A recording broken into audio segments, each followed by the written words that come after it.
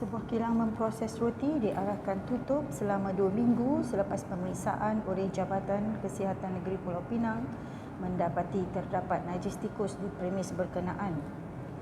Kilang yang terletak di Raja Uda Batuah itu juga didapati tidak mengamalkan prosedur penjagaan makanan yang telah siap apabila membiarkan barang makanan itu diletakkan di tempat terbuka.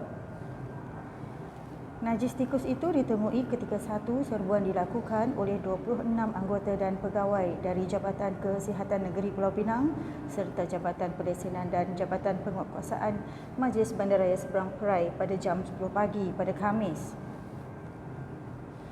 Najis berkenaan ditemui di celah dulang yang digunakan untuk meletakkan doh roti yang sudah siap. Lebih meloyakan, najis tikus itu juga masih lembap ketika disentuh pegawai kesihatan dan ia bermakna najis berkenaan masih baru.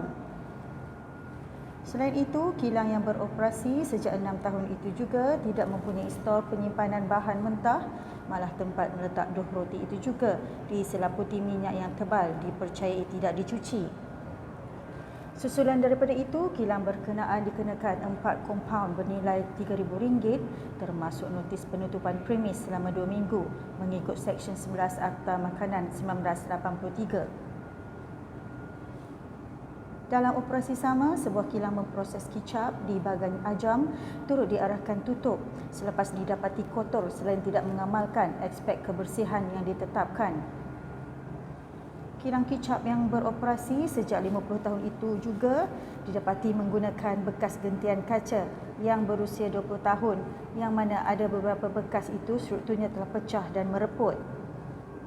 Lebih membimbangkan sekiranya berlaku pencemaran fizikal iaitu jika gentian kaca itu pecah, ia akan termasuk ke dalam perapan kacang soya tersebut dan boleh menyebabkan keracunan. Pasukan pemeriksaan turut menjumpai ranting kayu, daun kering dan bulu burung di dalam perapan berkenaan. Dalam pada itu, pemilik kilang juga didapati menggunakan botol plastik kital semula yang dikuatiri tercemar berikutan proses pembersihan botol tidak dijalankan dengan betul.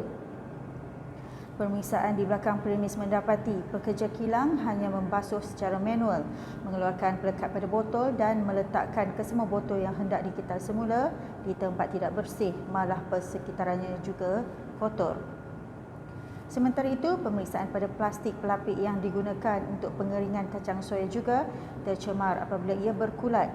Susulan daripada itu, pemilik kilang dikenakan 5 kompaun bernilai RM5,000 dan notis penutupan selama 2 minggu.